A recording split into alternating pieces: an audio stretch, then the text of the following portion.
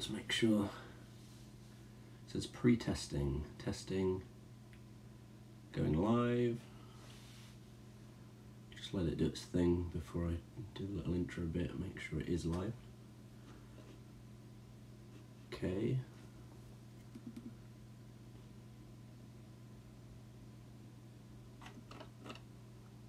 It's probably there now. Just close the door.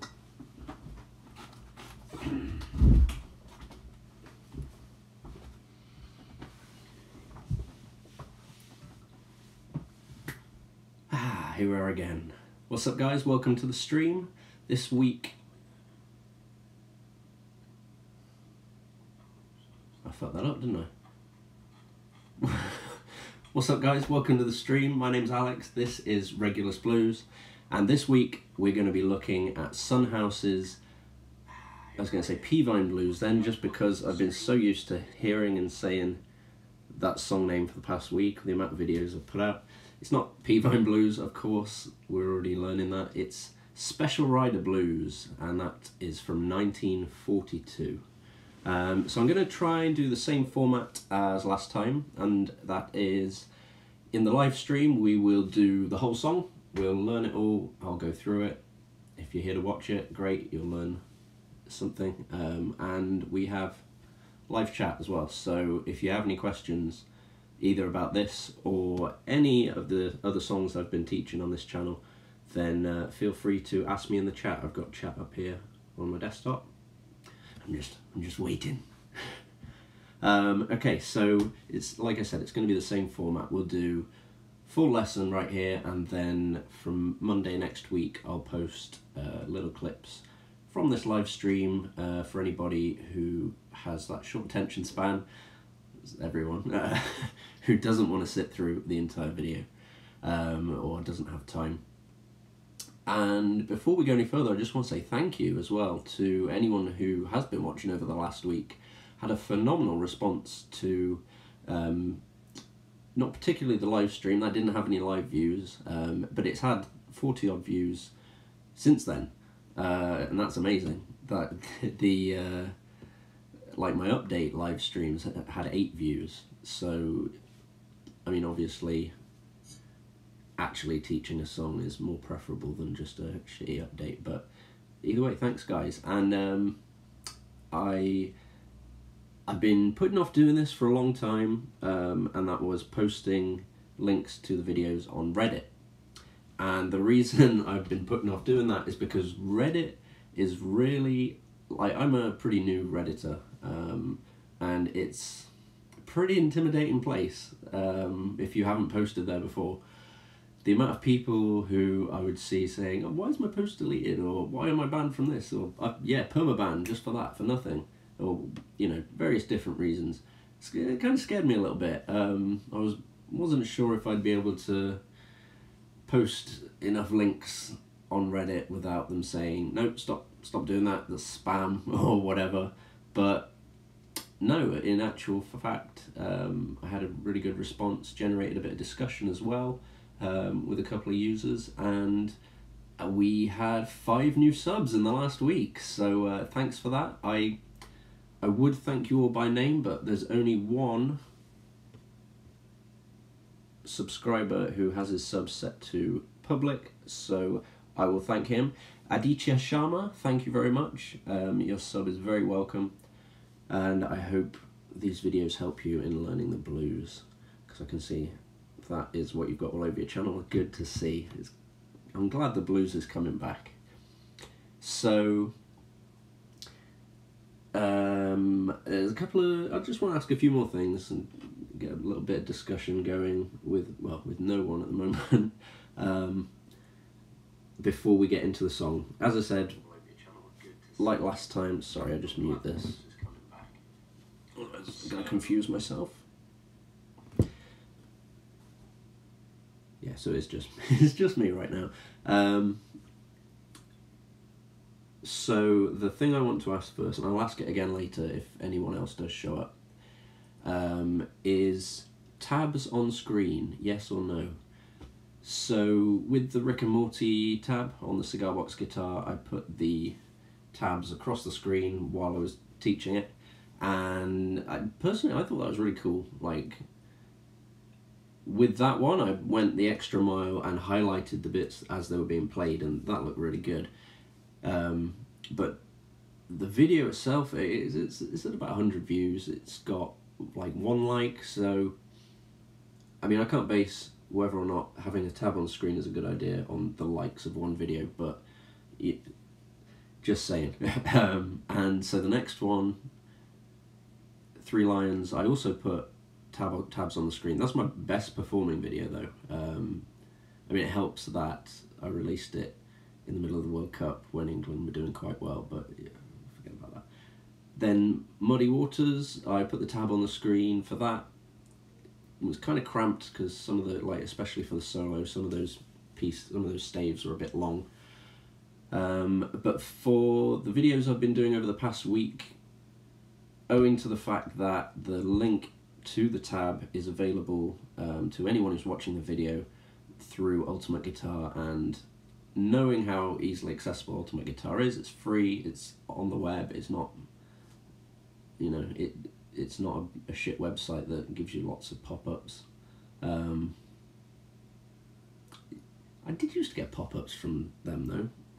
Maybe they've been told off since. Anyway, yeah, I thought because you can just have it up on whatever, your tablet, your phone, your desktop, while you watch the video in another tab, I thought, fuck it, let's not bother putting it on the screen. I probably wouldn't have got half those videos out because it's kind of fiddly. Not just putting it on screen's easy enough, but getting the which I wanted to do was to get the colour to change as I play through it, so you know exactly where we are. But no, I'm gonna just put it out there just so that people know I want to know the answer. Tabs on screen, yes or no. So if you're watching this and you have an opinion either way, let me know because I want to hear from you. A couple more things. Facebook. Now, since I started the Facebook page, it saw a lot more growth than the channel, the YouTube channel. Mostly thanks to Facebook ads or boosted posts, whatever you want to call them. And I started doing that because really I was kind of strong-armed into it by Facebook, because anytime you post as a page manager, if you don't boost it, Facebook will send you a notification saying this isn't boosted. And it's kind of harassment in a way. Like, if I wanted to boost the post, I would have boosted it. Thanks for asking anyway. But after that, after the first time I did it, which was for the 3 Lions video, and seeing the response from there, I thought at the time maybe, oh, this is great. Doing the Facebook ads has helped with people seeing this video. But I think actually it was just a really good choice of video. That it was promoted mostly by YouTube themselves, not much of Facebook. So basically I've been having a lot of issues with Facebook ads recently. No matter where I set the demographics for or anything, they only seem to want to show my ads to people in Mexico. And I got nothing wrong with that. Like, on the surface, Mexico's got a rich history of music, and it's not beyond reason that Mexicans want to learn to play the blues. However, some of the results I was seeing is literally, you know, I'd have a dozen different countries that I've asked Facebook to promote it in, and it just gives me Mexico. So I googled it, and other people have had some suspicions about this. Beyond Mexico, Southeast Asia is another popular area, Vietnam in particular, where Facebook ads seem to find themselves. And I'm going to do a little bit of a test for the future, and I'm not going to use boosted posts on Facebook for a while. Not because I don't want any Mexican fans by any means. We've actually got a lot of Mexicans on our page, and I'm very glad of that. I hope I can give them some some blues knowledge they didn't have, or whatever, or provide some entertainment for them. But I am just concerned that Facebook boosted posts tend to end up on like farms where the person who is clicking the link is not necessarily just a normal person clicking a link. That, you know, they're paid by an entity to do so, and then, you know, they're not really a fan, they don't care about the page, you know, usual bullshit. On the other side of the coin, I'm also having some issues with YouTube, and I sent them some feedback. They haven't got back to me, obviously, but I think this is the second part of the rollout of their Fuck the Small Creators initiative this year. And I'm trying hard not to sound bitter while saying that, but so initially, obviously, they made it you can't monetize the channel without 1,000 subs, 4,000 hours of watch time. That's fine. Like that amount of traffic, I've heard, is not really that monetizable anyway. You wouldn't be getting much for it. I think people had a bit of a knee-jerk reaction when that news came out, and a lot of people got very shitty with YouTube. That part wasn't so bad. What really has affected me as a small creator is they have reduced the functionality of the YouTube Analytics app. Now, if you don't run a YouTube channel, don't know what analytics is, YouTube or Google provide very good analysis of places where your videos have been watched, how much of it's been watched, you know, just data to go with your videos. And I didn't realise this maybe because of that Three Lions video, which kind of boosted up my views for a while. Last week I was trying to look at data on analytics, and it was giving me some really stupid, stupid things. So I looked at my search terms list, and it showed like 3 search terms. I thought, that's a bit strange. You know, there was dozens in there before, dozens of different search terms of the ways people have found the channel, and now it's just down to 4, and the very bottom one says other, and that's 97% of my search terms. And I was like, well, I'm pretty sure people aren't getting here by searching the word other. So what the hell does other mean? Like, that's not useful to me in any way or shape whatsoever. And it wasn't until I saw that the same thing was happening with geographical demographic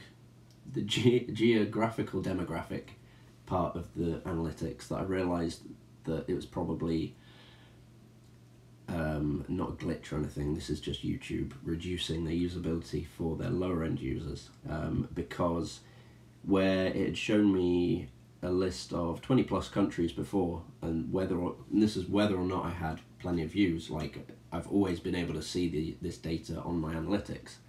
Now it's just gone down to 2 countries and other.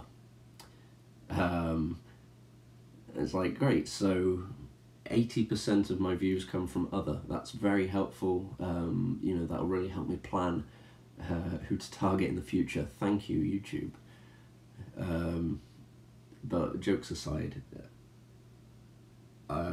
if that's how you, I don't know. So both Facebook and YouTube have kind of been letting me down in a way. They haven't really. I mean, it is what it is. You just got to sort of skirt around their shortcomings. But like I said, first time posting to Reddit that I was absolutely bricking it about, and I got a great response. People actually commenting on the posts, which is kind of more than I get on the YouTube videos on their actual watch page usually. I've had a few people comment, but nothing like the sort of detail of that. Literally, it's one Reddit post, and it's got a comment chain of about 11, 12 different comments, which is awesome. That's probably the most talk I've generated through one of my videos to date, so I'm really happy about that. So I've kind of waffled on now for about 15 minutes, so we should probably start looking at some music. And I'll just make sure the guitar's still in tune. I did tune it earlier, but I've noticed these strings. I thought they were just settling in at first because they weren't staying in tune, but it's been a while now. I don't know if it's because the temperature's changed and they've gone all weird, but yeah, it's been a while since I strung the guitar, like 2 weeks, and they've had time to settle, yet they're still detuning almost a whole tone. So I tuned this just before the premiere of the newest Peeve Blues video earlier, so that was about 2.5 hours ago. We'll see how in tune it is now. Well, that's not too bad. That's pretty much what it was. I mean, I haven't played it since then, so it would only be atmospheric sort of things that would be affecting it. I guess 2.5 hours isn't long enough for it to... That third string is a bit flat.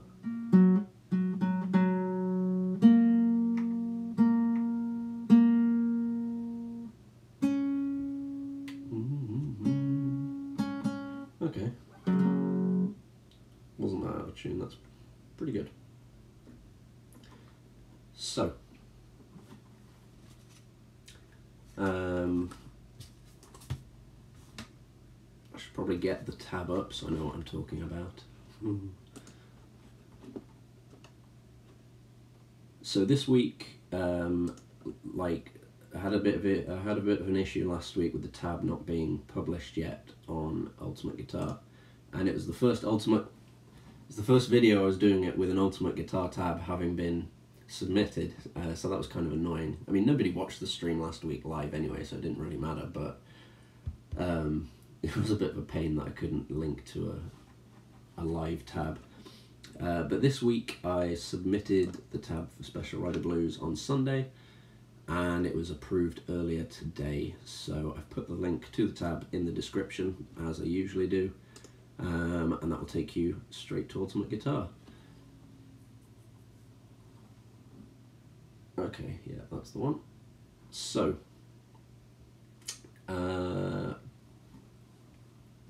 as usual, I am in Spanish tuning flatted by a semitone, so the capo instructions on the tab, which say capo 1, first fret, they do not apply to me. I go up 1 extra fret, but again, if you are just in open G, so D, G, D, G, B, D, from 6th to 1st string, then you will want to put it on the first capo if you want to be in the same key as the original song.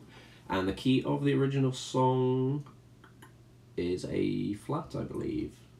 Yes, because it would be capo 1. And you may have noticed this with the songs that I've been teaching so far.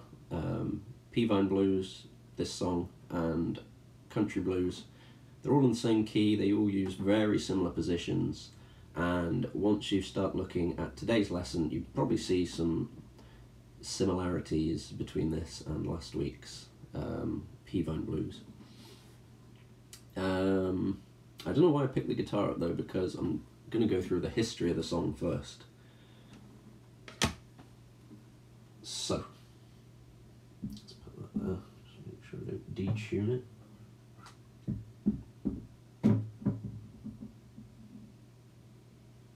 Alright, we're good. So, Special Rider Blues by Eddie James Sunhouse Jr., his full name, or just Sunhouse, was recorded on the 17th of July 1942, and it's another track that was recorded by the ethnomusicologist Alan Lomax. You may remember me talking about him from the Muddy Waters video. Now, whereas the Muddy Waters song Country Blues was recorded in August of 41, this song with Sunhouse, Special Rider Blues, was recorded the following July, so 1942. Alan Lomax did record Sunhouse in the 1941 visit to the Delta, but this song is not from that year. This is from the second year that he returned. And he did also record more Muddy Waters in 1942, as well as a whole bunch of other Mississippi musicians. But obviously this one is just Son House. And I say just Son House because a lot of the times Alan Lomax would record with several musicians. That I don't know if it was just to save on the amount of discs he had to cut with his portable disc cutting machine, or if it was just easier that way for everybody to sort of hang around together. But this 1942 recording is from a session that was a solo Son House session, so he was the only one there, and it was in Robinsonville, Mississippi, which I believe is where he was living at the time. Whether or not it was at his house, I don't know. I know the previous session had to be recorded in a local store because they had the electric outlet necessary for him to be able to run his recording equipment. But I was under the impression that Muddy Waters was recorded on his front porch. So, I mean, I guess he probably had electric. I mean, it's a plantation in 1941. I don't know. But either way, the song we're doing today is Son House on his own, recorded in Robinsonville. And it shouldn't be, not to be confused, by the way, Special Rider Blues, with another song of the same name by Skip James. Though, interestingly enough, Skip James's version, I think 1931, contains some lyrics from... Sorry, I just saw a flashing light behind me that I can't see. Very strange.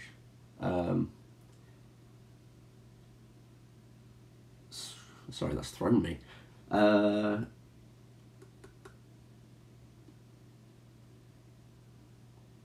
Right, Skip James. So Skip James recorded his Special Rider Blues in actually I've got it open here. It doesn't say what year he recorded it. However, what I find interesting is the second last verse of Skip James's Special Rider Blues, which goes, "You know I got a letter, how do you reckon it read? I got a letter, and how do you reckon it read? You better hurry up and coming home, 'cause your special rider, she dead." Now, anybody who's familiar with Son House, that should jump right out at you as his most popular song, Death Letter Blues, which sounds just like that, which is a sort of reworking of his much older My Black Mama from, and I think that's from 1930. So I'll come back to that, but it's interesting there, the sort of trade-off of names and lyrics with no, there's no common thread between these two songs, but the artists themselves have traded off lyrics from different songs. Very weird. Anyway, so as well as talking a bit about the song, I'm going to tell you a bit about Son House as well, because like Charlie Patton, he was a true legend, and he knew Charlie Patton, not from way back, but he knew him as a fellow performer. They weren't from the same town or anything. So Son House was born around the beginning of the 20th century. People, as is the case for a lot of people born around then, they're unsure exactly which year it was. Some people say it was older than that, but the accepted date generally is 1902, which would have made him 86 when he died, which is pretty good.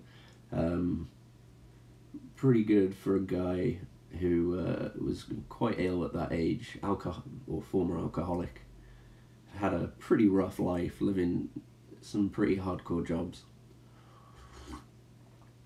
But yes, back to the beginning. So he was born beginning of the 20th century, and he was born in a small hamlet. I've got the name of it somewhere, actually.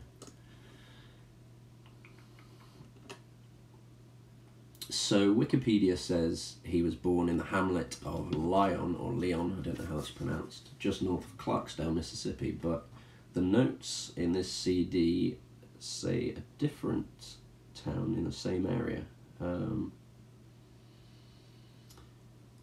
So this says that Sunhouse was born in Riverton near Clarksdale, Mississippi on the 21st of March 1902. Now, whether Riverton is part of Lyon, or vice versa, I don't know. But the main point is that he was born just outside Clarksdale. And throughout his... So despite the fact that his father was a tuba player and guitarist, and there was actually a family band, instrumental band of the House family, which I don't know the extent of where they played or how organised they were, but so musicianship is the first thing in this family, the House family. The second thing is religiosity, if that's a word. Religiousness. So they were a Baptist family, and his father was a preacher. So this seems really weird to me, but I guess it's a thing. Son himself was a preacher, and he says he was very church-like, very church-oriented as a young man. But he flipped to the opposite side, to the devil's music, blues music, at the age of 25 in 1927. And this seems really odd because in 2018 it's hard to imagine someone under the age of 25 being that enthused about religion. And this isn't coming from a religious person. It's just, I find that funny. So apparently throughout his teen years and up until a story that I'll relate to in a moment, he didn't just not like blues, he hated blues, and he said that it was at odds with his religion, and as a religious man he did not like blues music. But that all changed at the age of 25, and I'll come back to that soon. So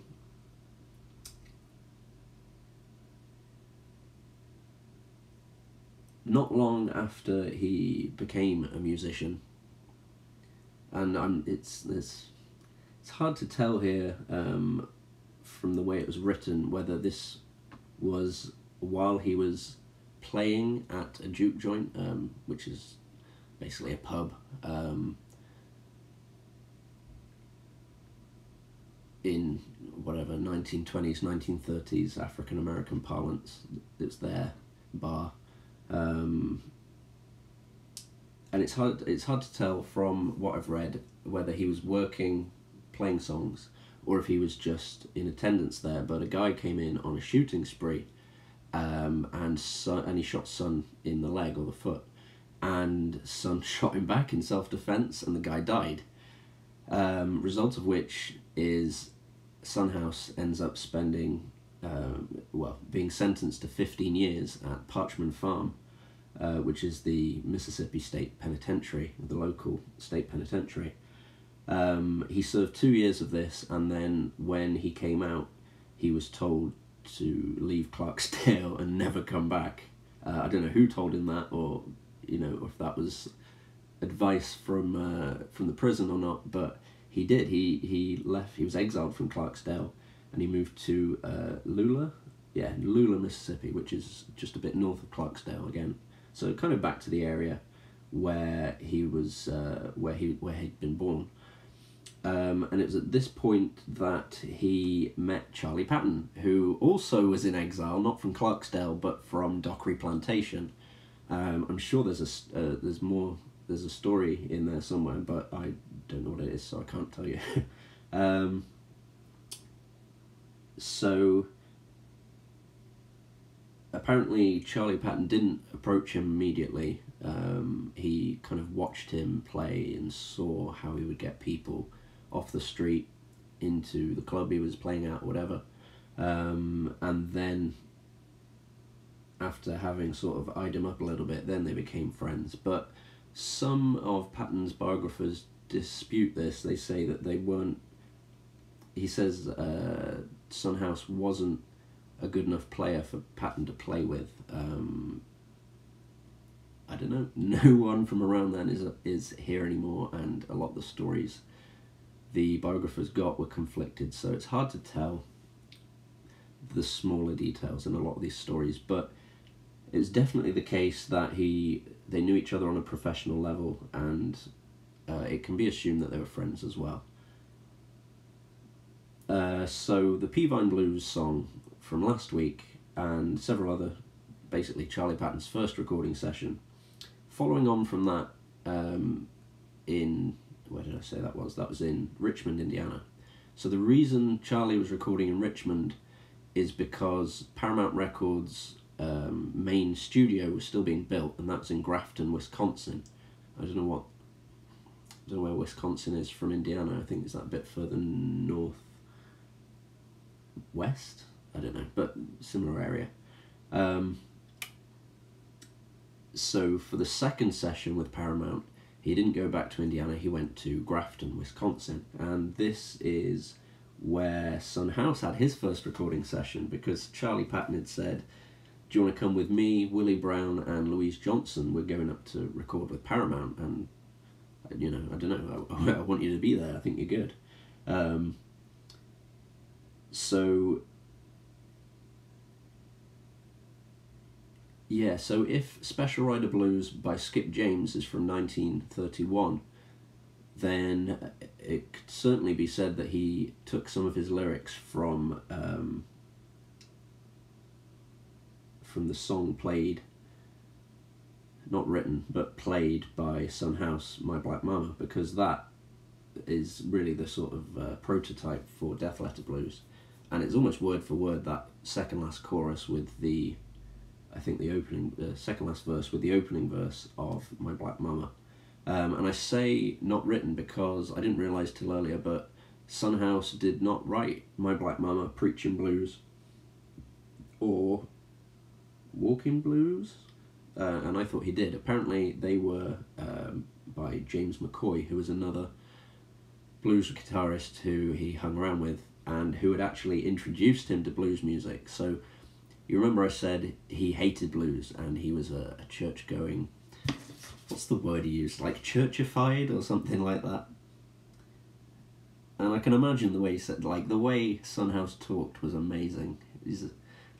The way a lot of people in the Mississippi talk was amazing. It's just a real, in fact, the South, there's a real sort of nice way that they put their sentences and their words together. Well, it says here that, in his own words, he was too churchy, but I'm sure I've seen the word church. I was churchified written somewhere. Anyway, so I don't know how he got to hanging around with them, given that he hated blues music and presumably blues musicians so much. But he ended up with James McCoy and Rube Lacey.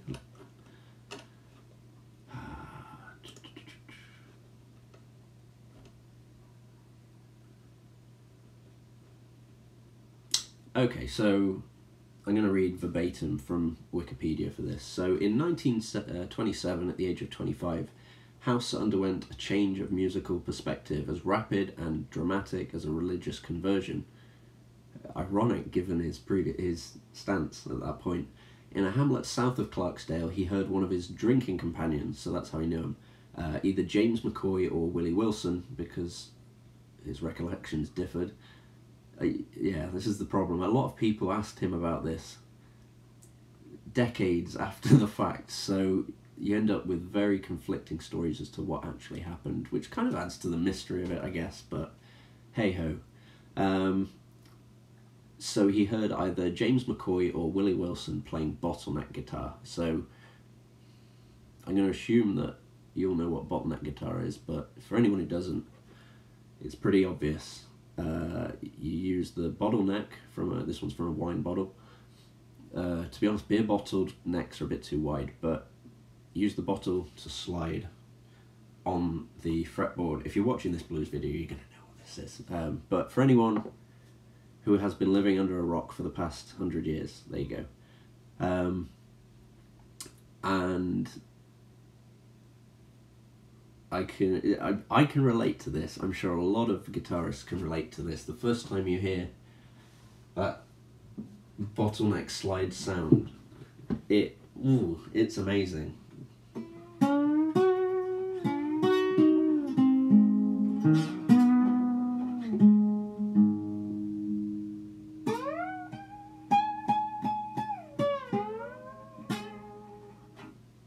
Okay, I'm not playing. I'm not playing too good there, but you get what I mean. So he witnessed one of his friends playing bottleneck guitar, a style he had never heard before, and he immediately changed his attitude about the blues. Good man. Bought a guitar from a musician called Frank Hoskins, and within weeks was playing with Hoskins, McCoy, and Wilson. Now this is My Black Mama Preaching Blues. Okay, so it's not Walking Blues. Walking Blues he might have written himself. So 2 songs he learned from McCoy, whether McCoy wrote them or not I don't know, would later be among his best known, My Black Mama and Preaching the Blues. Another source of inspiration was Rube Lacey, a much better known performer who had recorded for Columbia Records in 1927, although no titles were released. So in an astonishingly short time, with just these 4 musicians, McCoy, Wilson, Lacey, don't know who and Hoskins, Frank Hoskins, House developed to a professional standard, a blues style based on his religious singing and simple bottleneck guitar style. Although I have heard before, I think it was in an actual interview, like video interview with Son House, that he didn't use a bottleneck generally because he'd cut the shit out of his fingers on it. I don't know if 1930s bottles, probably not as high quality as we've got these days, shards of glass probably a lot easier to cut yourself on than the kind of glass they use nowadays, which is probably designed to not break into shards to avoid bar fights. But he said eventually he would just use a length of copper pipe, and I don't have my brass slide, but if you've seen my brass slide before, if you watched the channel before, you'll know what that looks like. And if you've ever seen Son House play, you'll know what it looks like, because it extends his finger out about that far. He's like a cyborg. But yeah, he would play using, it's still bottleneck style because it's slide guitar, but he would use a metal slide rather than a glass slide, from what I remember him saying.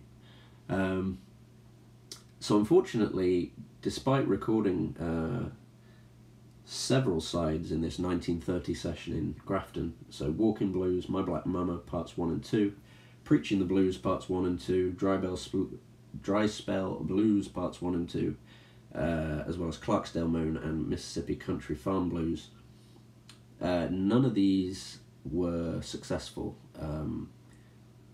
Some of the other things recorded at the time, like Charlie Patton, they did get some success, but Son himself didn't see any of it, and it's usually said that this is probably as a result of the Depression, because it was around that time that the Depression began to kick in America in the early 20th century. So sadly, whilst he did continue to play guitar, he went back to, I think, Lake Cormorant, Mississippi, so again near Clarksdale, and went to work as a farmhand, riding a tractor, which is such a shame. So he had no success with those songs, and bear in mind this is all long before the song we're doing today, so that 1930, when he was much younger, so 28, younger than I am, he recorded these songs, which are now bona fide classics, despite the fact that they didn't do well commercially. They're amazing songs. So he goes back to work as a farmhand, and it's not until 1941, when Alan Lomax comes to the Mississippi, that he's sort of rediscovered. Whether or not he continued to play live around the Clarksdale area, I don't know. And how long he was actually exiled from Clarksdale for, I don't know. don't know that either, because he was obviously a very young guy when the shit went down, when he shot that guy, like 26 or something like that. As a more mellowed Son House, perhaps he was allowed back, but I don't know what the ins and outs of that were.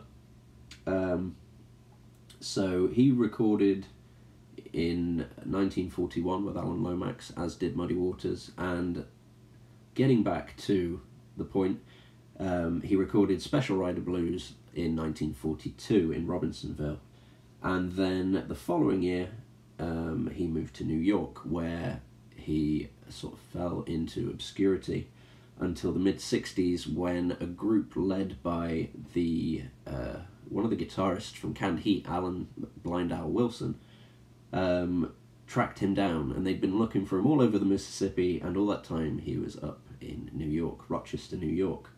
And it turned out he could still sing fantastically, but he'd forgotten a lot of the guitar techniques, so he was actually retaught to play in his own style by Alan Wilson in I think 1964-65, and the end result of that was that he released a full album on Columbia in '65. What was the name of that? Father of the Blues? Father of the Delta Blues, the complete 1965 sessions. And that brought him back into the public. In fact, to be honest, it brought him into the public eye properly for the first time, because the audience for blues musicians in the mid-60s in America just expanded with due to the fact that blues rock had come along. And, you know, there's a funny quote that I'll always remember of Paul McCartney when they first landed in America. So, you know, way back at the beginning of the Beatles' career, 1964, and the American press are saying, you know, now you've landed in America, who do you want to meet first? And John and Paul are like, oh, Muddy Waters. And they're like, oh, who the hell's that? And Paul's like, oh, you don't even know your own... Sorry, automatically do a stupid voice.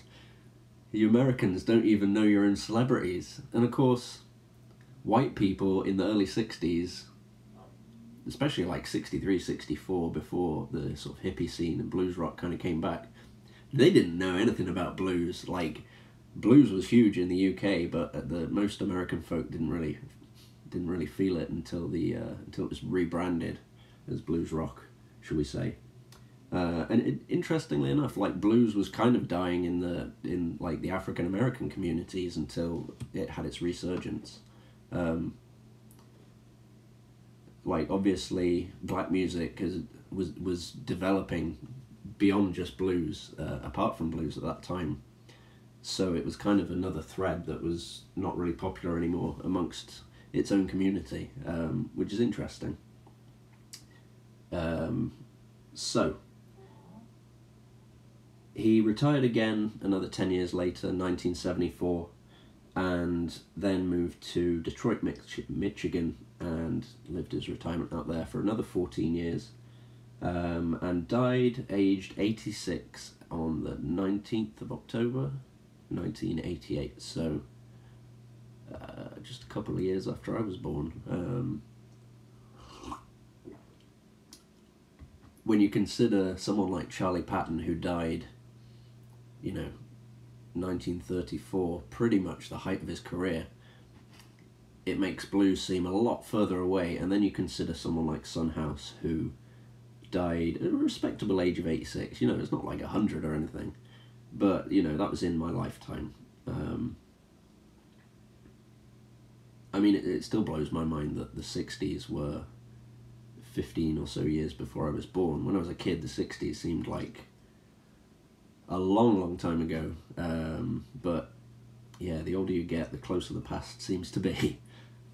So that is the story of Son House, the legend that is, or was, and I guess now I should probably play you the song. It's been 3/4 of an hour and I've just been rambling. Surprised my tea's still warm.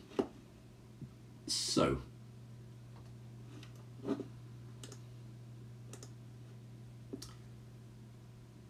I'm going to close this down here, and I'm going to put the tab up.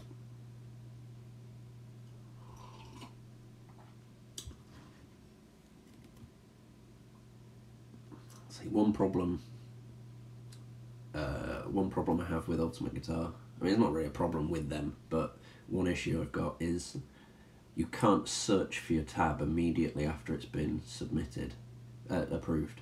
Like, it takes half a day or so. But it's fine because I have a copy of it in my own tab collection on Ultimate Guitar. Although, what's it doing? I don't want an update, not now. Black screen. Okay. My tabs, Special Rider Blues.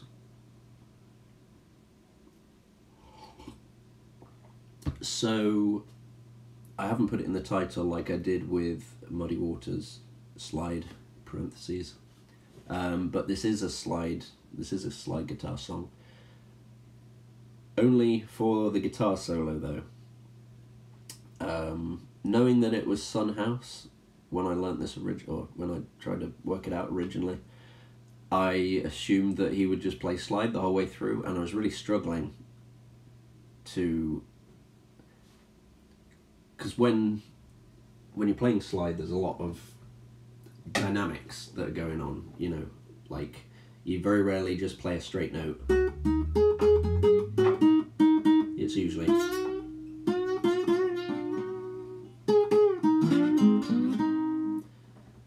And a lot of this song just seemed to be static, sort of. Like, that's the opening line, and I was trying to work that out. Which just didn't really seem right. And I thought, well, wait a minute. At what point is there a slide in this intro?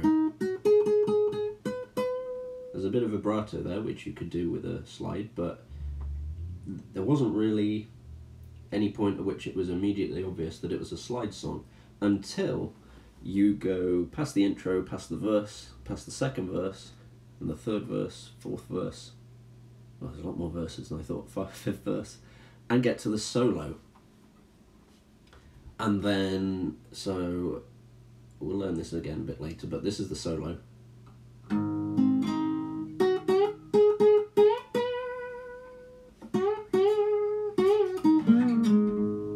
Like, now that is definitely a guitar slide. However, it's the only point that it's used in the song. So throughout the first 5 verses, you don't need the slide. Then you get to the solo, you need the slide, and then the outro, sorry.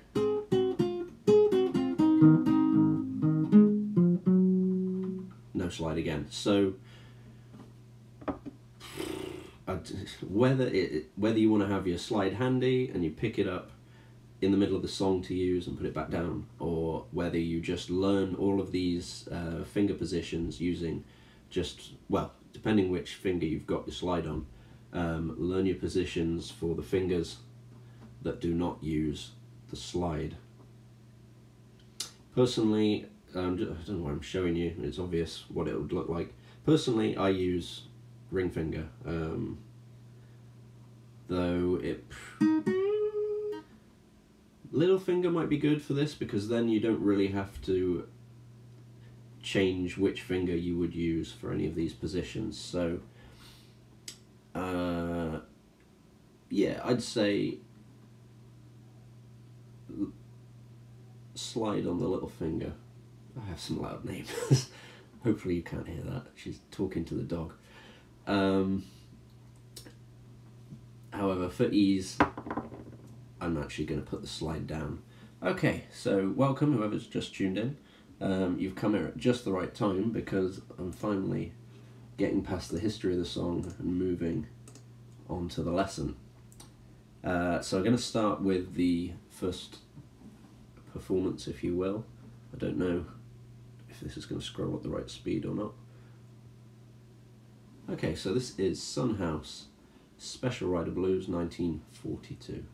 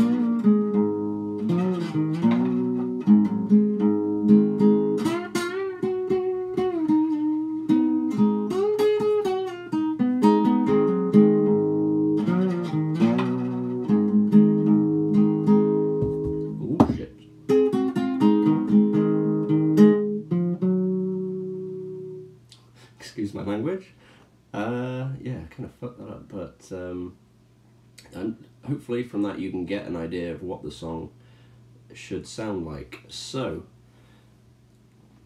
it's not really as broken up as Peeve Blues was. I put that into parts, which are a lot easier to divide up later on,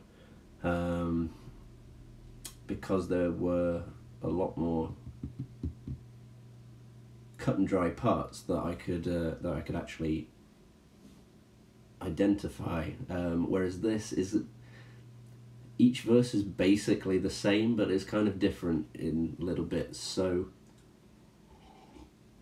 what I think we'll do is look at the intro, look at the verse, and then we'll look at the next verse and see just how different that is. And if it's super different, well, we'll go through them all anyway, but I'm just thinking forward for the shorter videos. Each verse can probably be broken down into about a part each. So starting with the intro, I'll just recap for anybody who wasn't here for the beginning. It's in open G. You'll want your capo on fret 1 if you're in straight open G, D, G, D, G, B, D. I am in open G flatted by a semitone, so that's why I've got it on capo 2. So we begin with open first string, 3rd fret of the first string, then we play the 5th fret 3 times, 4 times, 3 times at a fast pace, and then once more, and then the 8th fret, and then the 8th fret again, but vibrato on it. So okay, so far easy. So if you've been watching the Peeve Blues lesson, you probably recognise open, 3rd, 5th, 8th fret. It's that basic pentatonic scale, and hopefully, you know, it's the repetition is making it stick in your brain, in collective brains. So after that 8th fret vibrato, it gets a little tricky because you're leaving that first string behind, but keeping your finger on it at the same time. So, and then you want, with your thumb, open 3rd string, so all on the first string, and while you're vibrating this first string, you want open 3rd string, followed by open 5th and 4th strings, and stop your vibrato now, but you want to play the 8th fret 1st string with those other 2.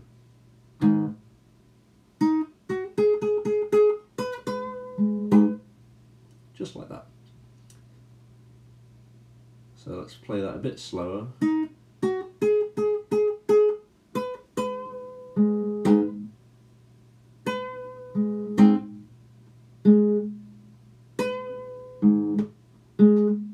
Sorry.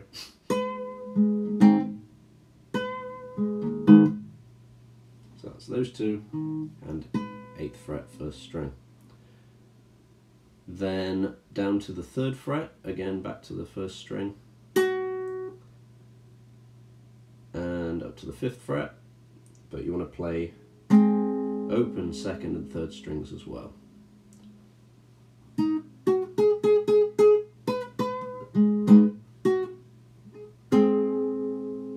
And then that's a little triplet of 5s there, so you play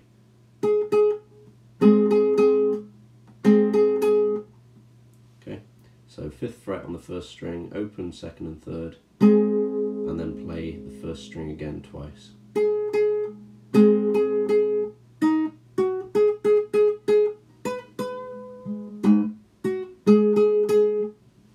Okay, then down to the 3rd fret again on the 1st string, playing the 2nd string as well, open, and you play that twice. So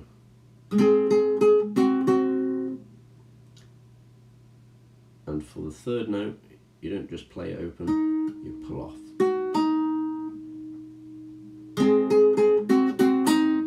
And then we very similar to Peeve blues actually, pull off to open string, open first string, and then bend on the 3rd fret of the 3rd string.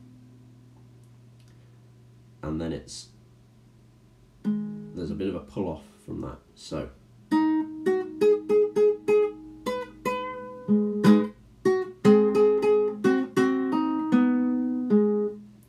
it's very brief. So it's bend, pull off, and then you play the 2nd and 3rd strings open.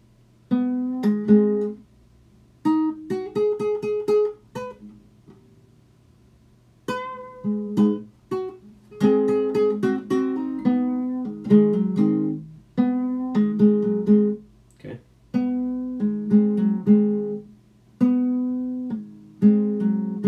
Can't really do it slow and pull off, sorry. So I haven't taught you that, but that's the kind of gap you need. So 2nd and 3rd strings open, and then hammer on the 4th string at the 3rd fret, and that is very similar again to the Peeve blues riffs we were looking at in the last live stream. So open 2nd and 3rd, hammer on that 4th string 3rd fret, and then back to open 2nd and 3rd, and then open 5th string. Then you leave a biggest gap so far.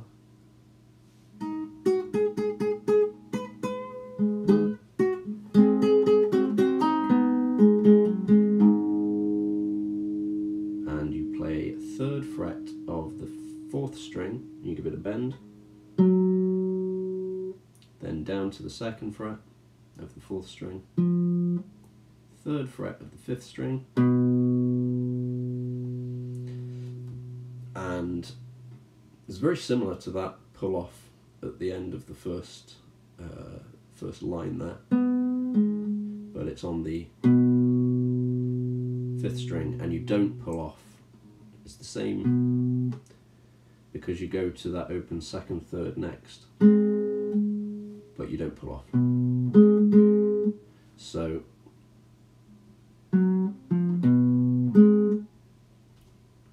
and effectively what you're doing is playing open 2nd and 3rd 3 times. So it would be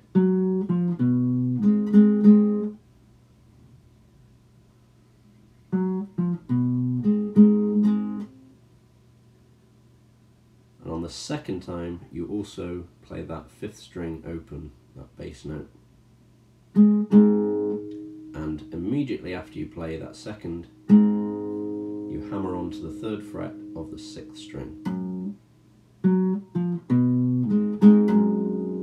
then do the 3rd open 2nd and 3rd strings. So that's the intro. We'll play through it once more.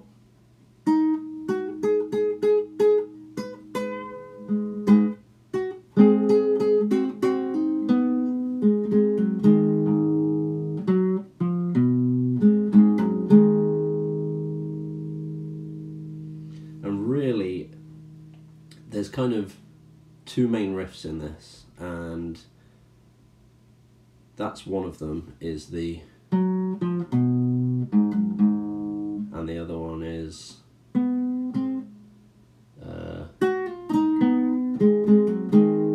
so they're pretty much the same part, but an octave between them, so you know, on the treble strings rather than the bass, but you'll see how it develops. So that was the intro. Moving on to verse 1. So you've just had that. So with these 2nd and 3rd strings ringing, you play open 5th and 4th strings, back to the open 2nd and 3rd, and then play all 3 open 1st, 2nd and 3rd.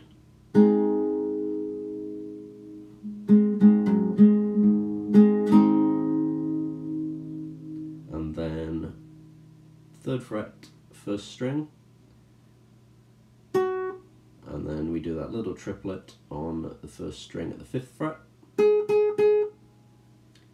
and then you play once more on the 5th fret, but you give it a bit of a bend, and at the same time you want to play the 5th and 4th strings open. So verse 1 from the beginning.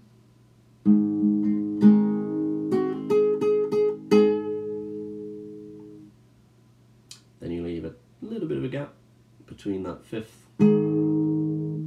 Now I kept screwing this up in the performance. I don't know what my deal is with in fret 8, but I can obviously I haven't got any fret markers on here or the front, so changing where you are with the capo all the time, it just confuses me. Anyway, so we get to the 8th fret, which is here, and you play 8th fret bent 3 times, and on the 3rd time you play those bass notes along with it, and you also slide back down to the 3rd fret. Sorry. And that's like the and before the next bit. So it's after that, open 3rd string, 5th fret of the 1st,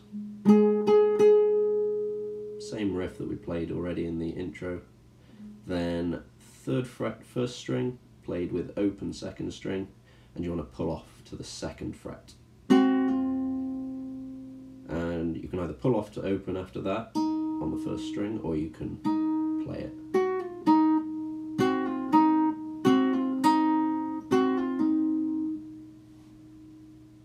So first line of the 1st verse, open 5th and 4th, open 2nd and 3rd, open 1st, 2nd and 3rd, moving to the 1st string, 3rd fret, 5th fret, stay at the 5th fret and play open 5th and 4th, bend that 5th, do the same up at the 8th fret, and on the 3rd time open 4th and 5th, slide down to the 3rd, open 3rd string, 5th fret 1st string,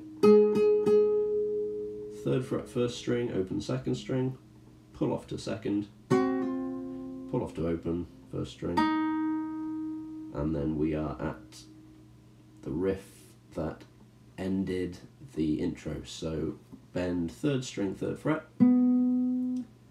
open 2nd and 3rd strings, play that again, then hammer on the 4th string at the 3rd fret, and then play those open 2nd and 3rd strings once more.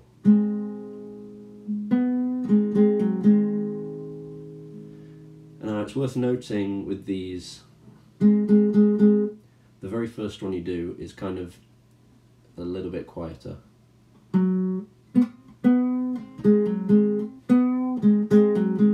Or at least in my mind. I don't know if it actually translates as that. It's kind of like a little lead-in double stop, I guess. So that is what follows, is open 5th string once, and then back to that final riff from the intro.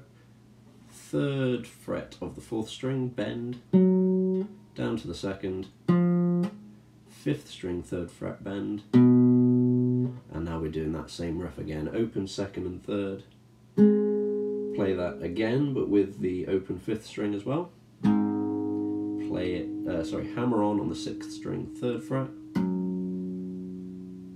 open 2nd and 3rd strings again, and now we're kind of going back to the beginning of the verse with open 5th and 4th, open 2nd and 3rd, open 1st instead of 1st, 2nd and 3rd. So this is verse 1 up to now.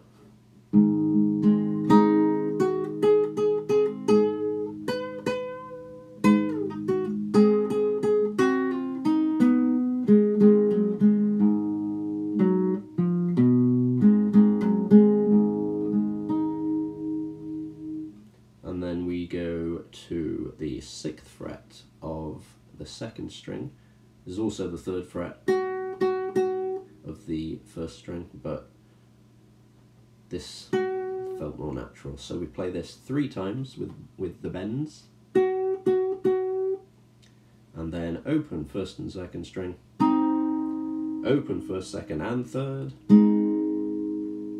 leave a little gap there, and then open first string, 3rd fret of the first string, 5th fret. It's played 3 times, and then you want to pull off from the 3rd to the 2nd, and then open. No other open strings for that bit this time.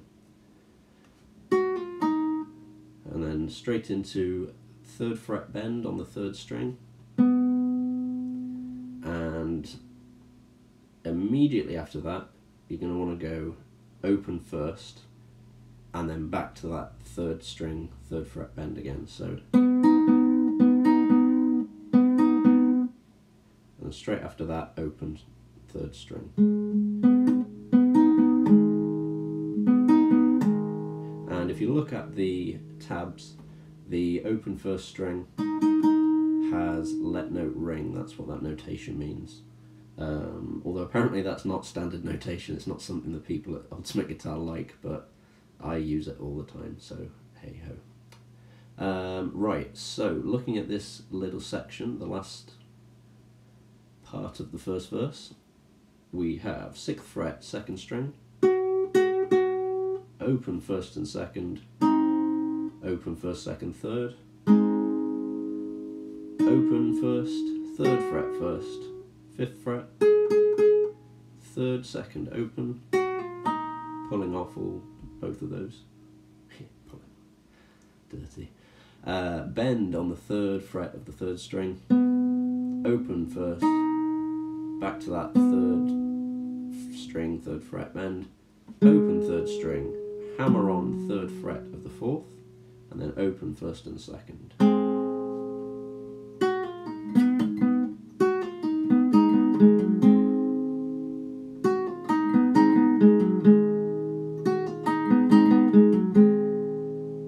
And then after that little lick, you play open 5th string, and then we go to that last riff, the lower version of that riff. So 3rd fret, 4th string, bend, 2nd fret, 3rd fret, 5th string bend, and then those open strings, 2nd and 3rd string open. Same again, but with the 5th open. Hammer on the 6th string to the 3rd fret, and then open 2nd and 3rd strings. So, this last bit we've got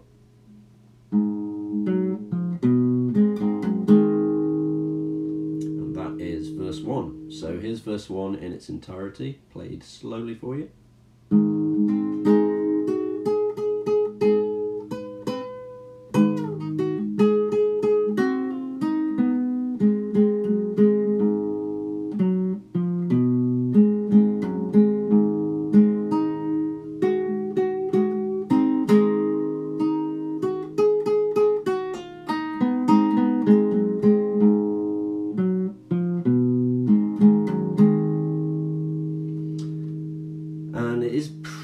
It's very much a case of variations on that for the rest of the song. That's stone cold. Oh.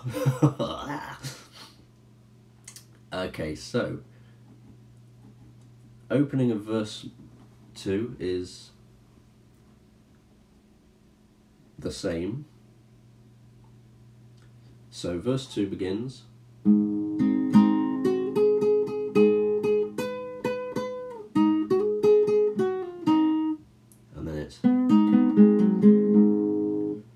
whereas verse 1 went at that point, but then it later goes on. So it's these two different and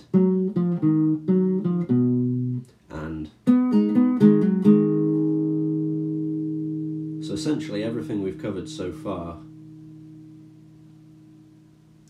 it can be found in the rest of the song, apart from the solo, which is done using slide.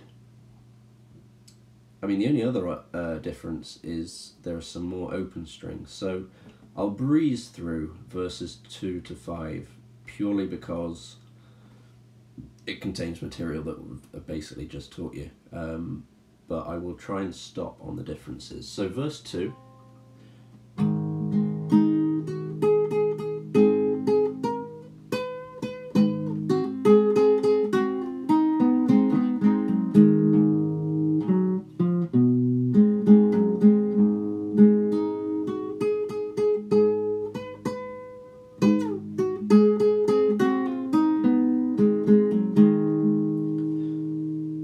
First 3 lines of the second verse, or rather the second and third lines of the second verse, they're basically flipped.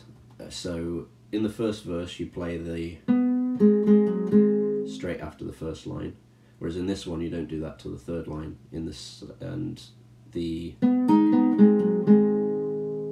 verse you play that on the second line.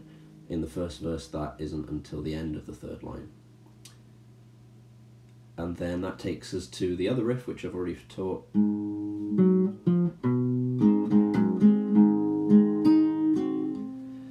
And this is basically the same as playing that bit earlier at the 6th fret on the 2nd string. But for some reason here I've got it down as the 3rd fret of the 1st string. Probably just easier to get the sound that he was making on that riff.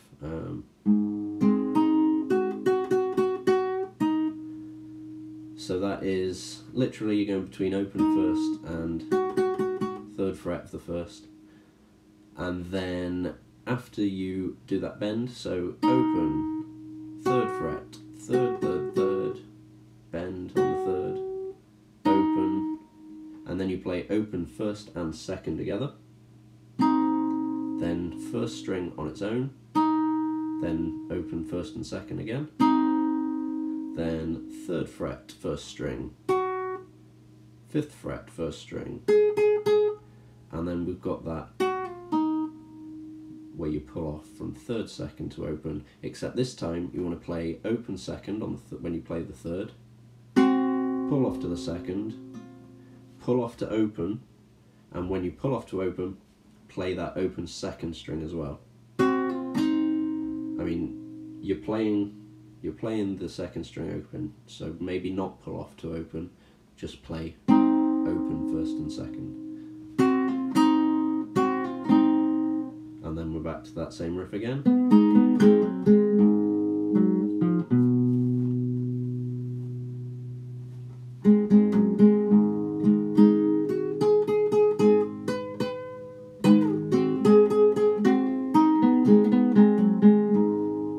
So this is verse 3.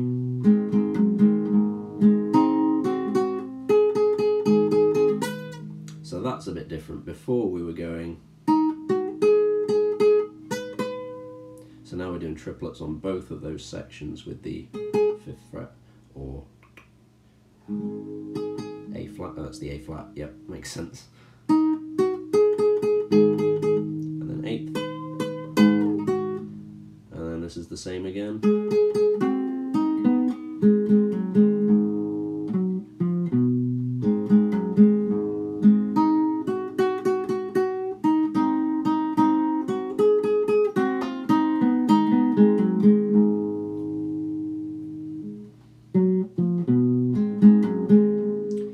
So verse 4, yeah, verse 4 again, all the same riffs we've just looked at. So we start off with the open 5th and 4th, open 2nd and 3rd, open 1st, 2nd and 3rd, 3rd fret of the 1st string, and then 5th fret,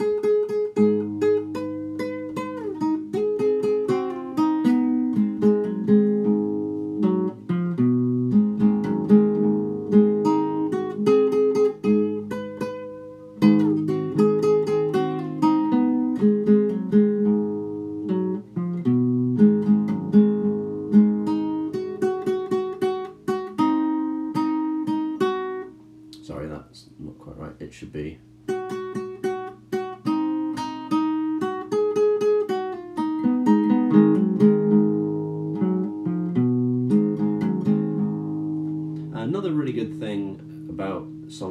this in an open tuning. When you do fuck up, as I do regularly, it's not as obvious because it's in the name, it's open tuning. You know, when you play stuff open, it's going to be in key. I mean, the only exception to that might be if you're playing in the key of E in open G, or should I say the key of F in open G sharp.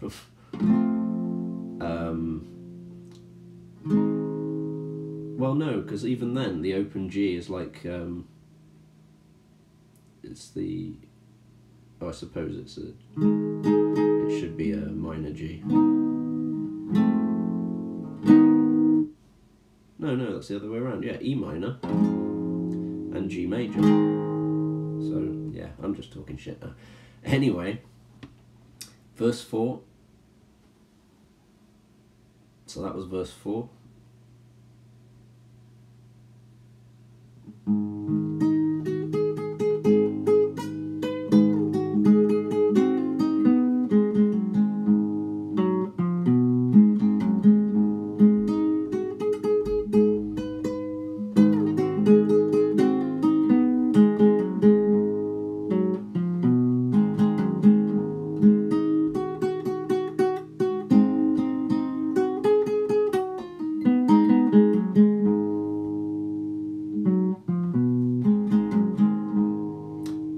Final verse before the solo and the outro, and again I'm pretty sure it's all pieces that we've already gone through. So again, same verse opener as usual, 5th and 4th, 2nd and 3rd, 1st, 2nd, 3rd, all open. Now melody on the 1st string with a few bass stabs on the 5th and 4th. So that's the same 5th and 4th as the beginning of the riff. So 5th and 4th, 2nd and 3rd, 1st, 2nd, 3rd, a few bits on the 1st, and then you're evenly giving it that bass stab throughout. So that's another 2 times in that first line.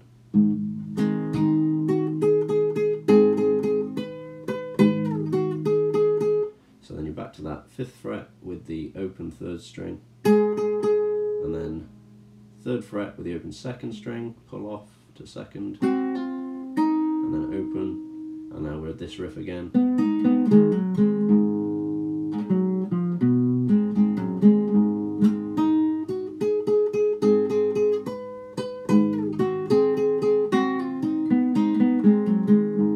So that's basically repeating itself twice.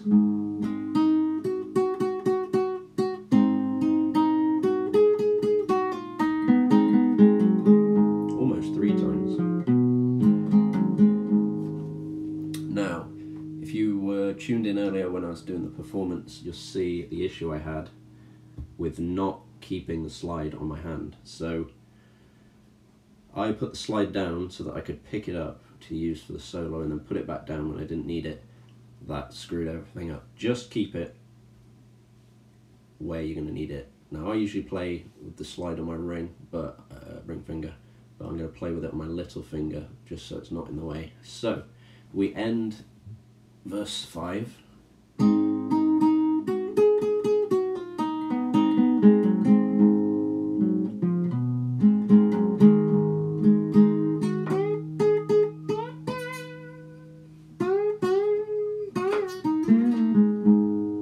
So you start the solo with the same little open chord.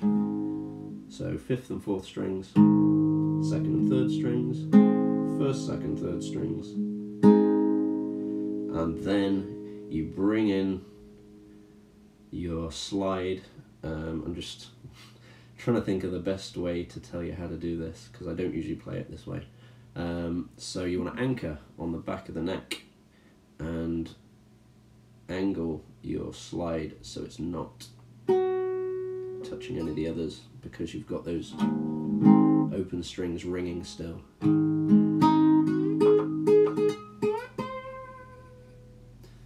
So while they're ringing, you go 3rd fret,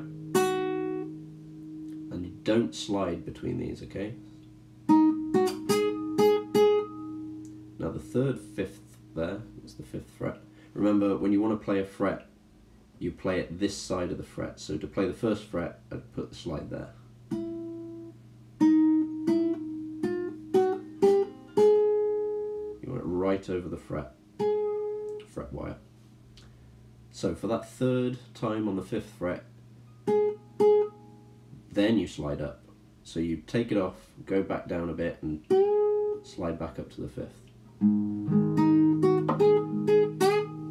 And straight after that slide on the 5th, you go up to the 8th, but you don't slide. You get a little vibrato when you're up there, so.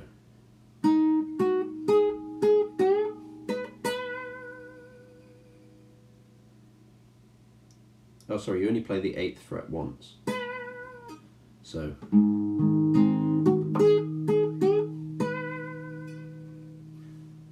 And you can hear that, those other notes reverberating still while I'm playing that. That's the sound you want to go for.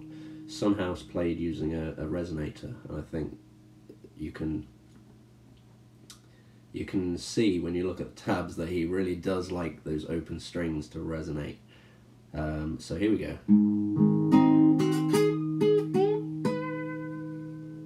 And then back down to that, well, 3rd, slide up to the 5th. You do that twice. And then end on a vibrato.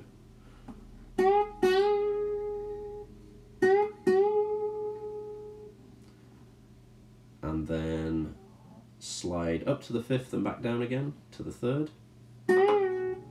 And then off, open, all on the 1st string still. And then play a very similar movement on the 3rd string, where you go 2nd to 3rd and back.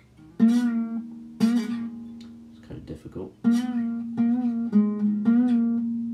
for some reason. And then you play open 1st, 2nd and 3rd.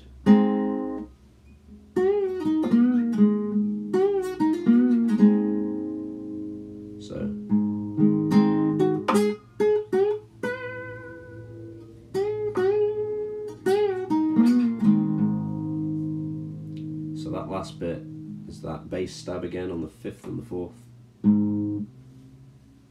And then you do that 2nd to 3rd and back on the 4th string. So 2nd, 3rd, 2nd, then open. And then you slide up to the 3rd fret on the 5th string, the bit of vibrato. And now we do a little variation on the riff that we've been playing this whole time. Open 2nd and 3rd strings, open 5th string. Hammer on the 3rd fret of the 6th string. And then back to the open 2nd and 3rd. So what we have is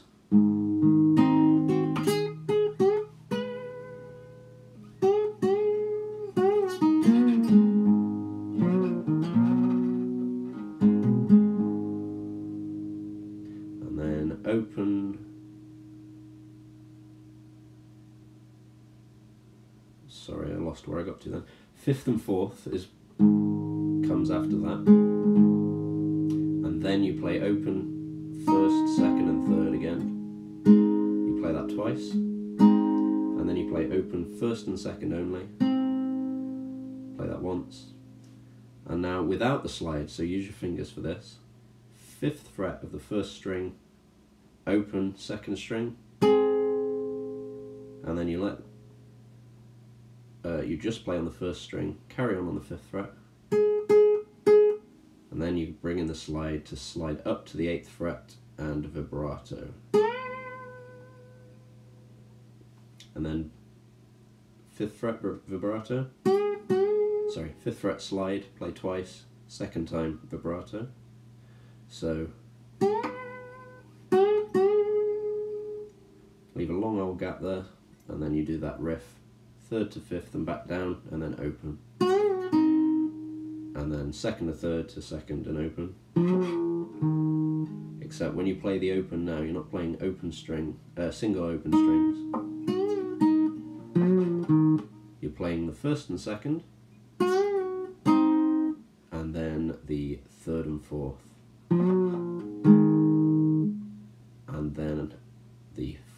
fifth and fourth. So.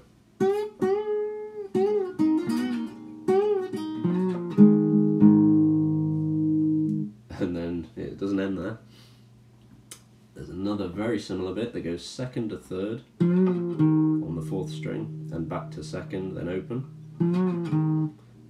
Fifth fret, slide up to that third again and vibrato. And then we play that reimagining of this riff. So that's second and third strings open with fifth string open. Hammer onto the third fret of the sixth. And then you play second and third open. And then back to fifth and fourth bass stab. Followed by open first, second, third. Play that twice. And then slide on the second string to the sixth fret.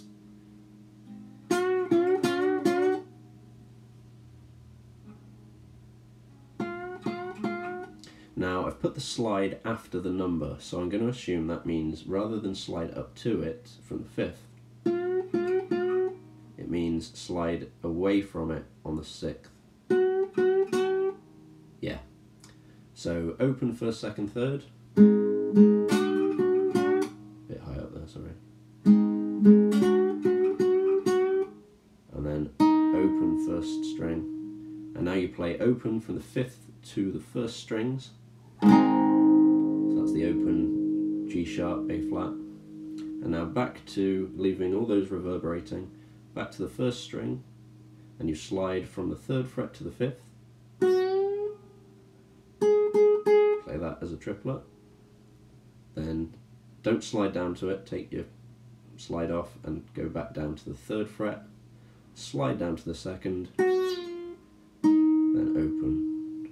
And now using your finger, not the slide, third fret bend on the third string, and then open first and second strings, then back to that third. So this time you hammer on without the bend. So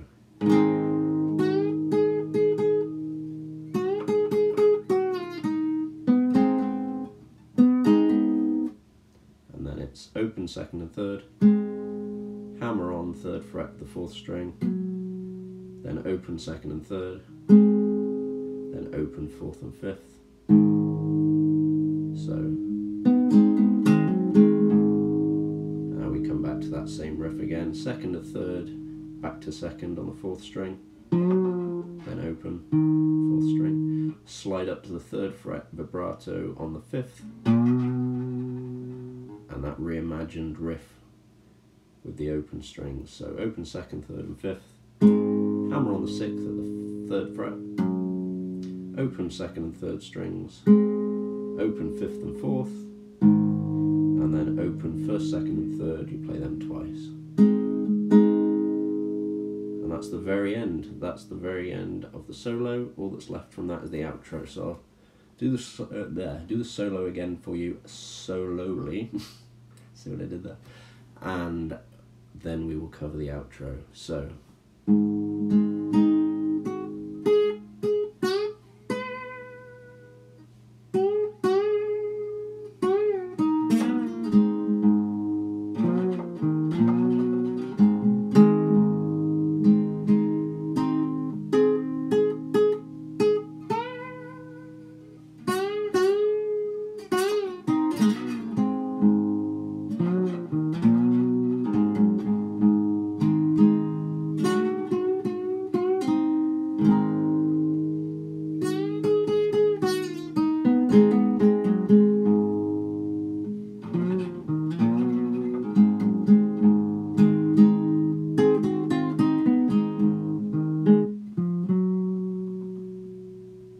that last little bit there, that's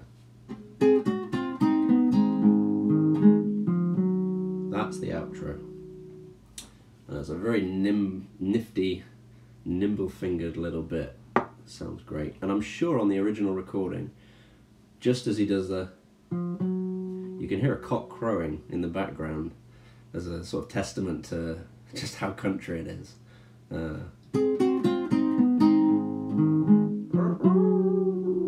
listen to it back. I'll leave a link to the original recording like I usually do. Listen to it back, and when you hear that ending, listen out for that cock, because I swear I can hear it. I'm hearing cocks. Okay, so this is how you play it. First string, 5th fret, open 2nd string. 3rd fret of the 1st string, open 2nd string. 2nd fret of the 1st string, open 2nd string.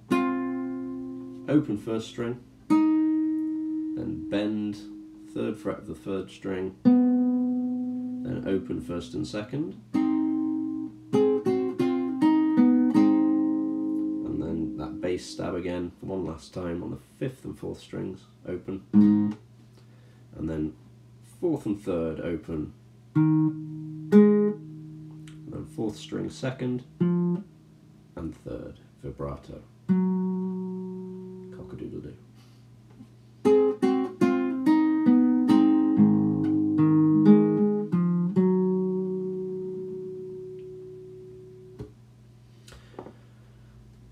So I'm going to give it one more playthrough for posterity, and then I will leave you big. And I hope you all one other person apart from me. Sorry, no, it's not apart from me. I'm not watching this. So hello to both of you. Wait, and hopefully, if you're learning this, you can get on and learn it. All right.